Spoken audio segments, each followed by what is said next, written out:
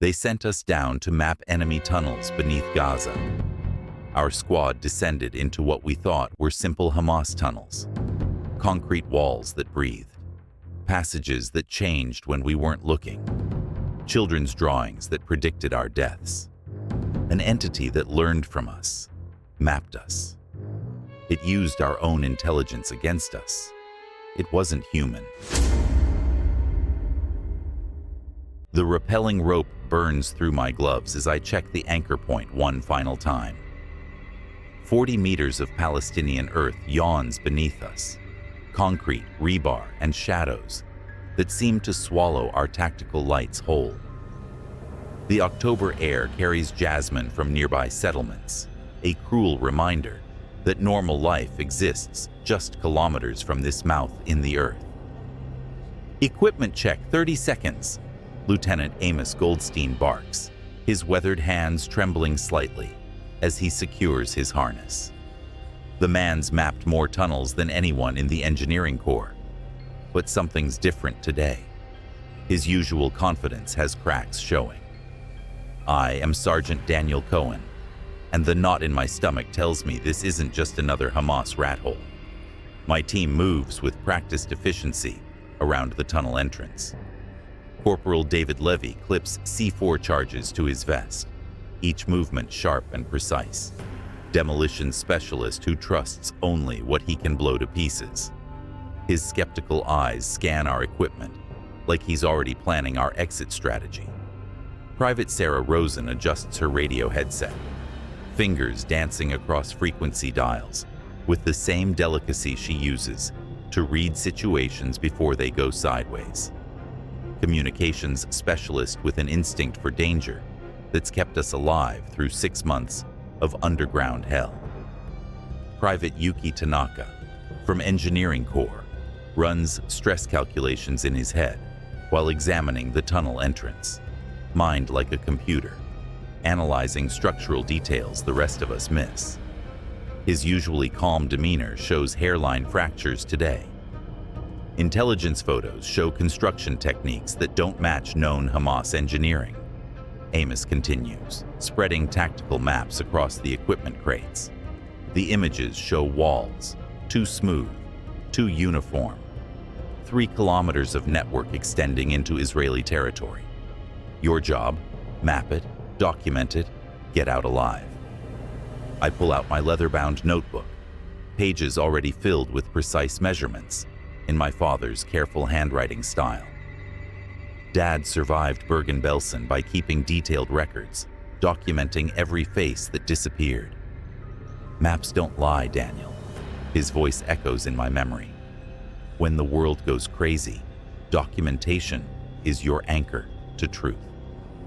The anchor point creaks under tension as David tests our repelling setup. Completion deadline November 15th, Amos announces. Command wants controlled demolition before winter operations. Sarah's GPS unit beeps, locking coordinates. Ready for descent, Sergeant. But her eyes meet mine with a question neither of us wants to voice. Why do these tunnel measurements look wrong? I secure my notebook in its waterproof case, feeling the familiar ritual of preparation, checking each piece of equipment that might keep us breathing down there. The leather binding feels warm against my palm, like living skin. On my signal, I order, clipping into the rope system. What we didn't know was that we weren't just mapping the tunnels. Something down there was mapping us. The tunnel entrance yawned before us like a mouth in the earth. October morning air carried the scent of jasmine from nearby settlements, a cruel reminder of normal life just kilometers away. David clipped his harness to the rappelling rope. "Ladies first," he joked, but his hands shook slightly as he checked his equipment. "Cut the chatter," Amos ordered, though I caught him blessing himself, a habit from his religious childhood. He thought nobody noticed. My tactical headlamp cut through darkness as we descended. The walls were concrete, professionally poured, with rebar reinforcement visible in places. Too professional. Hamas tunnels were usually rough-hewn affairs, functional, but crude.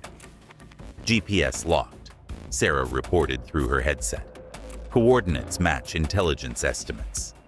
Yuki ran his hands along the walls, feeling for stress fractures, construction seams. Daniel, look at this. I approached, noting everything in my logbook. Temperature, 18 degrees Celsius. Humidity, 67%.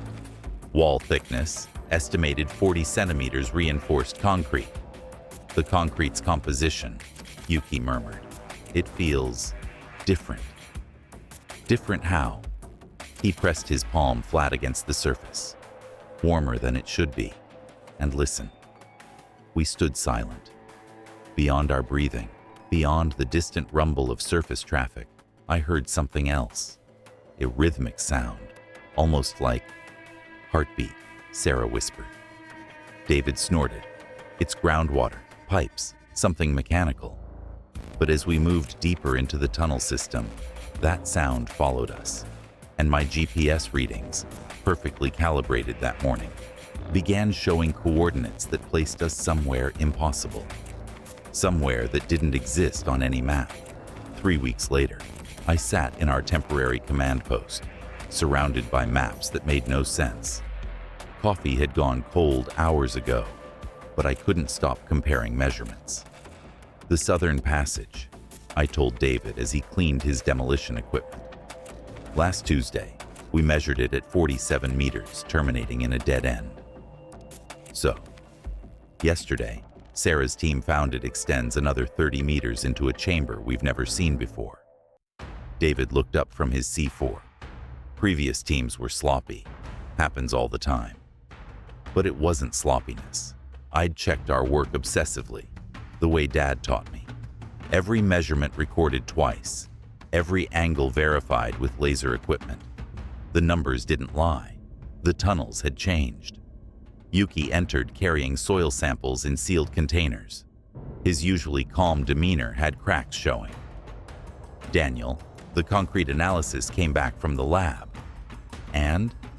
Impossible results. The binding agents don't exist in any known construction materials. Chemical composition suggests elements that aren't found naturally in this region. Some aren't found naturally anywhere. Sarah's voice crackled through the radio. Base, this is Survey Team 2. We've got fresh concrete down here. Define fresh, Amos responded. Still wet. Construction tools scattered around. But no workers, no equipment. And the chamber, it wasn't here yesterday. I'm certain. I grabbed my gear. We're coming down. The new chamber was impossible. Walls curved in geometries that hurt to look at directly. The concrete wasn't just wet.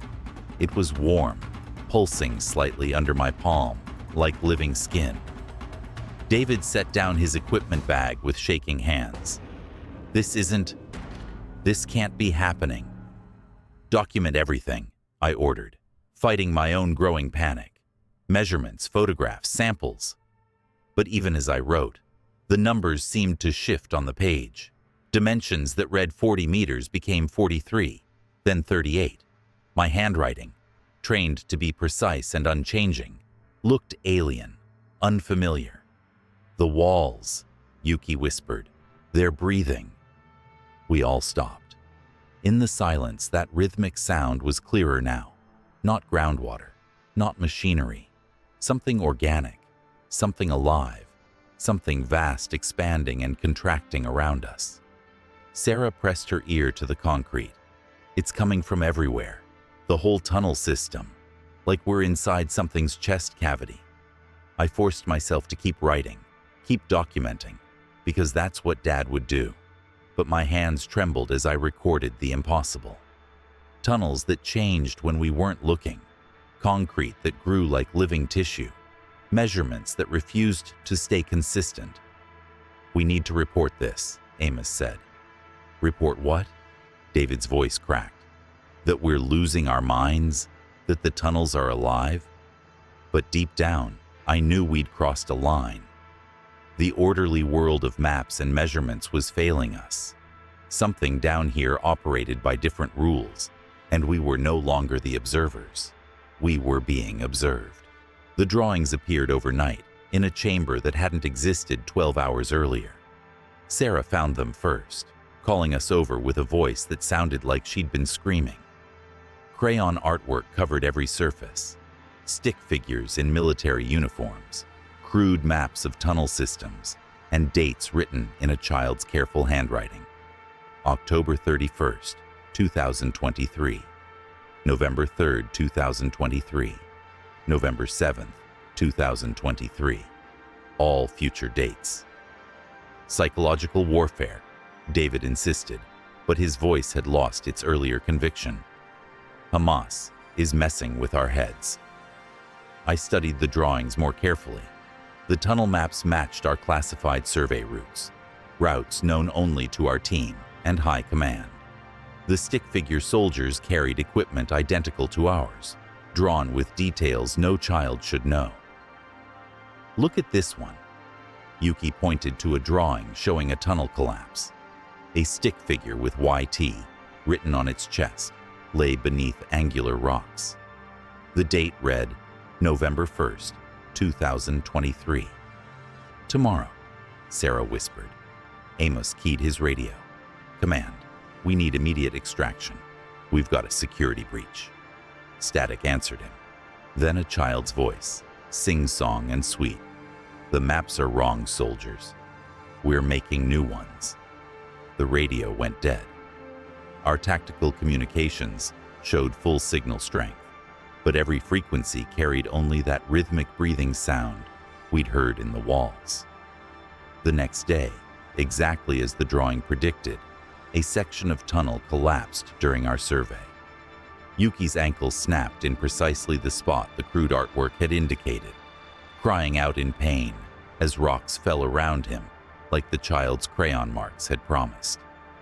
That night, new drawings appeared. More dates, more predictions, and in the corner of each picture, barely visible in crayon strokes, the same message repeated. We know where you live. We'd mapped Sector 7 dozens of times. I could navigate those passages blindfolded, every turn and intersection memorized. So when we found ourselves lost in corridors we'd surveyed for months, the last of my rational world crumbled. This is impossible, I muttered, checking my compass for the 100th time. The needle spun wildly, pointing in directions that didn't exist. David's headlamp beam swept frantically across walls that should have been familiar. The exit was here yesterday, right here. I set charges in this exact spot. But the wall showed no evidence of explosive scarring. Instead, fresh concrete stretched unbroken, as if it had been poured minutes ago. The surface was warm enough to fog our breath in the cool underground air. Sarah's GPS unit beeped constantly, displaying coordinates that placed us kilometers away from our actual location, sometimes in the Mediterranean Sea, sometimes in downtown Jerusalem. Equipment malfunction, she said, but her voice shook. Hours passed, or maybe minutes. Time had become elastic down here, stretching and compressing like the breathing walls. My watch showed 2 p.m., but Sarah's displayed 9:30 a.m., and Yuki's had stopped entirely. We've been walking in circles, Amos announced, studying his map. But even as he spoke, I watched the pencil lines on the paper shift and change, passages adding themselves while others disappeared. The walls were definitely breathing now, rising and falling in slow, hypnotic rhythms that made my chest tighten with claustrophobia. The concrete felt organic under my touch, not just warm, but alive, with a pulse that matched the mysterious heartbeat sound. There, Sarah pointed down a corridor that definitely hadn't existed moments before. Fresh air. We stumbled toward the breeze, desperate for any sign of surface access. But the passage curved endlessly, leading us deeper into the underground maze. Our footsteps echoed strangely, as if the sound was being absorbed and repeated by unseen listeners. That's when I noticed the drawings had followed us. Children's artwork appeared on walls we'd just examined, crayon figures that depicted our exact movements from minutes before. Stick figures lost in tunnel systems, with our names carefully printed underneath. "Someone's watching us," Yuki whispered, favoring his injured ankle, drawing us in real time. David pressed against a wall, hyperventilating. "This isn't real. None of this is real." But the concrete pulsed against his back like a living heart, and somewhere in the darkness ahead, we heard the sound of children laughing. Innocent, playful sounds that made my blood freeze. "We need to go back," I said. "Back where?" Amos asked. "The entrance is gone." He was right. Behind us, the tunnel had sealed itself with fresh concrete, still wet, still warm. We were trapped in a living labyrinth that was learning from us, growing from our presence, mapping us as thoroughly as we'd tried to map it. The revelation hit me like artillery fire. We weren't trapped by the tunnels. We were feeding them. "Every measurement we take," I explained to my team as we huddled in what had once been a dead-end passage. "Every map we create, every photograph, it's all data. Information the tunnel system is using to understand us." Sarah's face was pale in the LED light. "Understand us how?" I pulled out my notebook, pages now filled with measurements that changed as I watched. "Look at the progression. First week, simple layout alterations. Second week, more complex architectural changes. Now it's manipulating time, space, our equipment." "That's impossible," David insisted, but his voice held no conviction. Yuki examined his broken ankle, wrapped in makeshift bandages. "The children's drawings, they're not predictions, they're instructions." "Instructions for what?" "For whoever's receiving them above ground. The entity isn't just learning our patterns, it's teaching someone else to use them." The implications hit us like ice water. Somewhere on the surface, Hamas operatives were finding detailed intelligence about IDF patrol routes, equipment specifications, tactical procedures, all drawn in children's crayon artwork that appeared overnight. "It's using us," Amos said quietly. "We're intelligence gatherers for the enemy, except the enemy isn't human." More drawings appeared on the walls around us, manifesting like time-lapse photography. Stick figures in military gear conducting operations we'd never performed, in locations we'd never visited. Future missions, drawn with accuracy, that suggested they weren't predictions, but plans. The tunnel walls pulsed faster now, excited by our growing understanding. The breathing sound intensified until it drowned out our own heartbeats. Temperature rose steadily, turning our underground environment into something resembling a body cavity. "We have to destroy everything," I said, the words tasting like betrayal.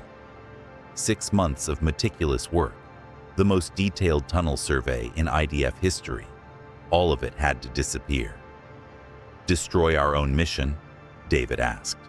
"Destroy the data, our maps, our measurements, our equipment, starve it of information." Sarah understood first. "Cut ourselves off from surface contact. Make sure nothing we've learned reaches the outside." "Including us," I added quietly. The tunnel entity seemed to sense our decision. Walls began constricting around us, concrete flowing like liquid, sealing passages we hadn't yet explored. The children's laughter grew louder, more urgent, as if something precious was about to be lost. I pulled out the thermite charges from my emergency kit, designed to destroy sensitive equipment if we were captured. Now they would serve a different purpose. "We have one chance," I told my team, "but we might not make it out." In the distance, something vast was moving through the tunnel system, approaching our location with the sound of grinding stone and flowing concrete. If this story is gripping you so far, subscribe for more military horror tales and let me know in the comments what you think Daniel should do next. The tunnels herded us toward the center like sheep to slaughter. Passages sealed behind us, forcing us through corridors that pulsed with increasing intensity. The heartbeat sound had become deafening, a rhythm that seemed to synchronize our own cardiac functions until we moved like parts of a larger organism. The heart chamber opened before us like a cathedral of horror. Thousands of children's drawings covered every surface, walls, ceiling, floor, a manic collage of military intelligence rendered in crayon and chalk. Not just our operations, but decades of IDF activities drawn with impossible accuracy. Future battles that hadn't been fought, weapons that hadn't been designed, soldiers who hadn't been born. My God, Amos whispered. It's been watching us for generations. In the center of the chamber, a massive concrete structure pulsed like a heart. Not built, grown. Organic architecture that defied physics, with chambers and vessels that pumped something resembling blood through translucent walls. Sarah stepped forward, her eyes unfocused. It wants to communicate. Sarah, no. But she was already pressing her hands against the central mass. Her body convulsed as the entity made contact, using her as a conduit. When she spoke, her voice carried harmonics that shouldn't exist in human vocal cords. "We do not wish harm," the thing said through Sarah's mouth. "We wish to learn, to understand your surface wars, to prepare." "Prepare for what?" I demanded. "The Great Rising, when the deep places connect to the sky places, when your maps become our maps, and our maps become reality." The drawings around us began moving, stick figures animated by some impossible force. Military operations played out in crayon, showing the entity's growing comprehension of human warfare. But the final drawings showed something else. Tunnels breaking through to the surface, spreading like veins through cities, through military bases, through the heart of civilization itself. David was weeping now, staring at technical specifications drawn with a child's hand, but containing information that would take engineers years to develop. It's been in our heads, reading our thoughts, our memories. I made the choice that would haunt me forever. Pulling the thermite charges from my pack, I began placing them around the chamber's organic core. We destroy this place, all of it, no matter the cost. "Daniel, we'll never get out," Amos protested. "Better than letting it learn more. Better than letting it reach the surface." The entity sensed our decision. Sarah screamed as it abandoned her mind, the connection severing with enough psychic feedback to drop her unconscious. The walls began convulsing violently, temperature dropping rapidly as the creature's pain became environmental. David was absorbed by a wall during the violent spasms, his body pulled into the concrete like it was quicksand. His screams cut off abruptly, but I could see his face beneath the surface, mouth open in eternal horror. I armed the charges with shaking hands. 10 seconds to detonation. The tunnel system shrieked, a sound felt rather than heard, vibrating through bone and brain tissue. "For Israel," I whispered, and pressed the trigger. I woke up at the tunnel entrance, morning sun burning my eyes like fire from heaven. My equipment lay scattered around me, intact, undamaged, as if I'd simply fallen asleep during a routine survey. Command debriefing revealed impossible facts. I'd been underground for 4 hours, not 6 months. My teammates reported a successful mapping mission, their memories scrubbed clean of supernatural events. According to all official records, Sector 7 had been thoroughly documented and cleared for demolition. But my personal gear told a different story. Photographs of chambers that didn't exist on any map. Concrete samples with impossible chemical compositions. Children's drawings dated weeks in the future.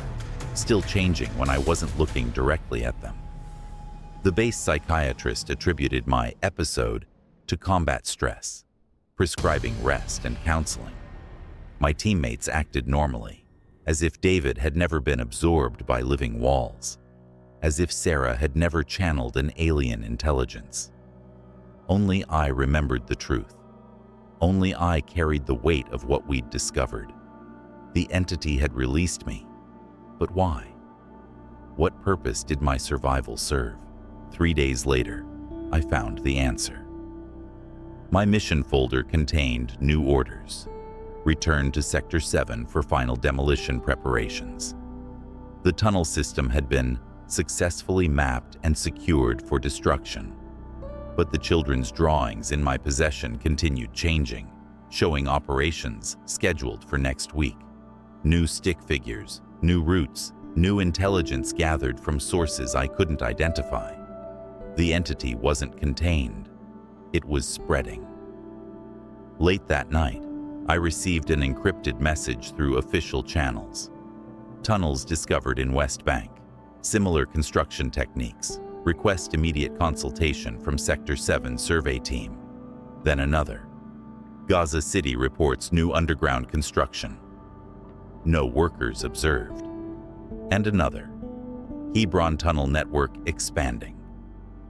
Children's artwork found at multiple sites. My father's voice echoed in my memory. Maps don't lie, Daniel. But what happens when the maps start making themselves? Tomorrow I go back down. Not because command ordered it, but because something down there is still making maps of us. And next week's drawings show something I pray to God I'm wrong about. The tunnels have learned enough. Now they're ready to teach. Subscribe if you want to hear what happens when Daniel returns to those tunnels. And comment below. Would you go back down to face that entity? Or let someone else handle it?